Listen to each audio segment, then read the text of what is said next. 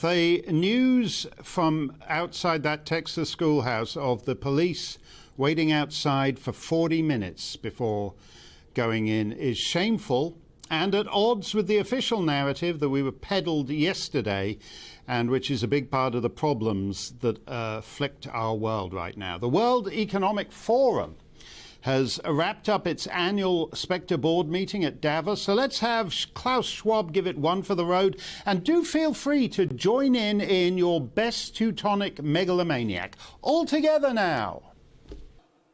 Let's also be clear. The future is not just happening. The future is built by us, by a powerful community as you here in this room. The future is built by us. Tomorrow belongs to me. They all talk like this at Davos. Sir Nick Clegg, Mark Carney, miscellaneous Slovenes and Kazakhs, but it sounds much better with the old Germanic consonants. If you want to bat it out, right to the back of the upper balcony. You know, the funny thing about the, quote, World Economic Forum, unquote, is that they seem entirely uninterested in economics. Inflation is the highest in 40 years. Blameless citizens of some of the wealthiest societies in human history are having to choose between heating and eating.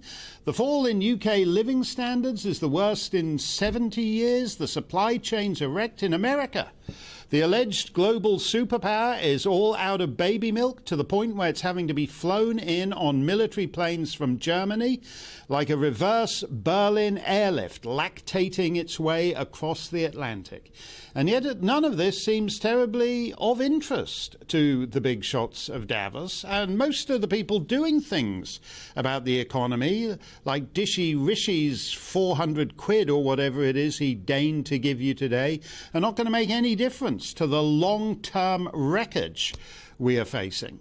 At the WEF, the economy is of no interest. The business guys seem almost exclusively interested in systems of control, control of the masses, control of you. For example, the president of the Chinese company, Alibaba. We're developing, through technology, an ability for consumers to measure their own carbon footprint. What does that mean? That's where are they traveling? How are they traveling? What are they eating? What are they consuming on the platform? So, individual carbon footprint tracker. Hey, great. Can you just stick it in my arm with the next COVID jab? That's the business guys. The political guys are all the same. Their principal interest is systems of control, control of the masses.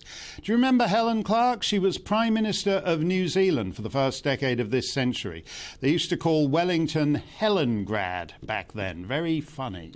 And like Sir Nick Clegg, Ms. Clark seems to have seen high ministerial office in Her Majesty's government as a mere stepping stone to membership in the transnational jet set. Here she is at Davos explaining how the citizens of sovereign states are bored with the COVID. The reality is that political resolve to fight COVID is waning. Popular support for measures is waning. You know, people are over COVID. The problem is it's not done with us, but we're in danger of losing this moment for transformative change. And let's face it, Oh, I say. So you rubes with your short attention spans and your rinky-dink passé democratic nation states have gone all post-COVID, which may mean you're no longer fearful enough to go along with the Great Reset. Well, says Helen, that's all the more reason why the experts like her need to do it all at a unitary one-size-fits-all global level, while you simpletons scamper around the hamster wheel distracted by cakes and curries and ginger growlers. Because the package of things that has to happen is, quote, trans-sector. The package of things that has to happen is trans-sector, and there hasn't yet been an effort to try and bring together a head of state and government level focus on the range of things that needs to be done. We said this needs a special session at the General Assembly. It needs a negotiated political declaration that brings the different threads together. We're talking not just the WHO and health ecosystem. We're talking the WTOs. We're talking the IFIs. We're talking the wide range of foundations, players in the space. And so a lot of people are doing bits and pieces. You a player in the space? A player in the space? I don't think so. You don't look like a player in the space to me. You don't have a foundation like Bill Gates and indeed Helen Clark does. Do you know what those acronyms mean? Do you know what an IFI is? The Islamic Foundation of Ireland, the Industrial Fasteners Institute, the Intersex Fijians Index, the Indonesian Fridge Inspectors? Don't bother your pretty little heads about IFIs. Here's a picture of the Lord Privy Seal eating a vindaloo during lockdown. Get back on your hamster wheel. Systems of control. Elected governments are now partnering with the commissar, that's the word they like to say, partnering, friends with benefits.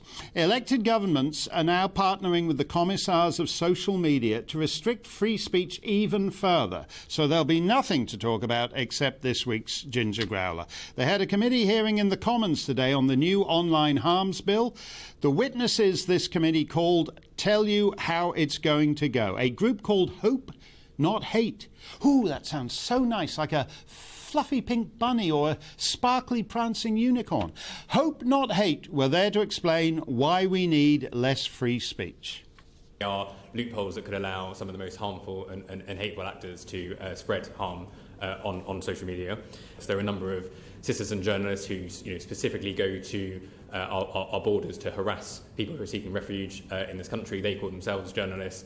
These people have been specifically taken off platforms because they have repeatedly broken terms of service of those platforms, and we see this as a potential avenue for them to make the case that they should return.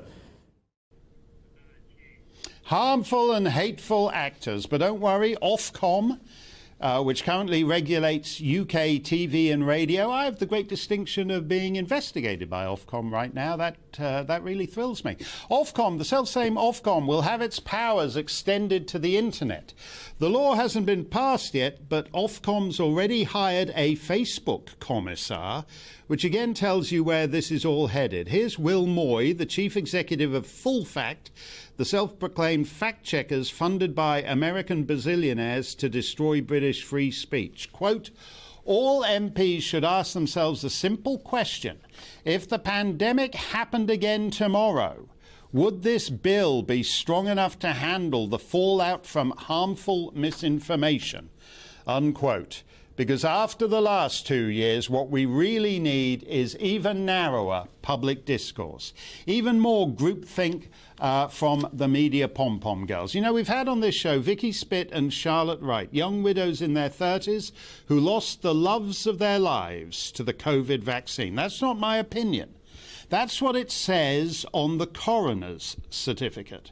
But because that's not helpful to the Klaus Schwab narrative, to the Helen Clark narrative, to the Full Fact narrative, to the Ofcom narrative, clips of Vicky and Charlotte talking about how AstraZeneca killed their husbands, how Charlotte's now bringing up her young boys alone, those clips get labelled as disinformation because their widowhood is apparently fake news. Go on, ask a fact checker. They did a module in fact checking at Rockall Polytechnic.